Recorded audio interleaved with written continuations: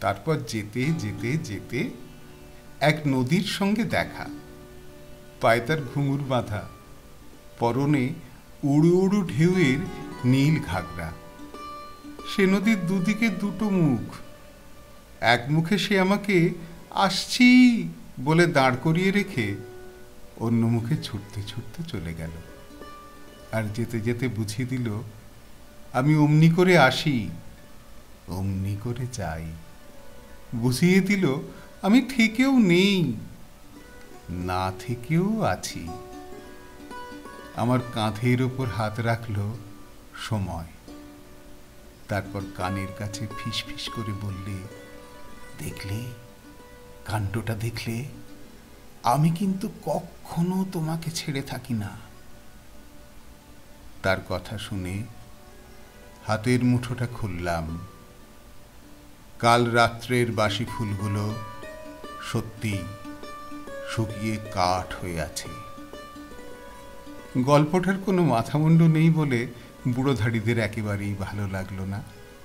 আর তাছাড়া গল্পটা বানানো, পাছে তারা উঠে যায়। তাই তাড়াতাড়ি ভয়ে ভয়ে আবার আরম্ভ করলাম। তারপর যেতে যেতে যেতে দেখি বনের মধ্যে আলো জ্বালা প্রকাণ্ড এক শহর। সেখানে খাঁ খাঁ করছে বাড়ি, আর সিঁড়িগুলো সব যেন স্বর্গে উঠে গেছে। তারই একটাতে দেখি চুল এলো করে বসে আছে এক পরমা সুন্দরী রাজকন্যা। লোকগুলোর চোখ চকচক করে উঠল। তাদের চোখে চোখ রেখে আমি বলতে লাগলাম। তারপর সেই রাজকন্যা আমার আঙুলে আঙুল জড়ালো। আমি তাকে আস্তে আস্তে বললাম, তুমি আশা, তুমি আমার জীবন। শুনে সে বলল, এতদিন তোমার জন্যেই আমি হাঁ করে বসে আছি। বুড়োধাড়িরা আগ্রহে উঠে বসে জিজ্ঞেস করল, তারপর?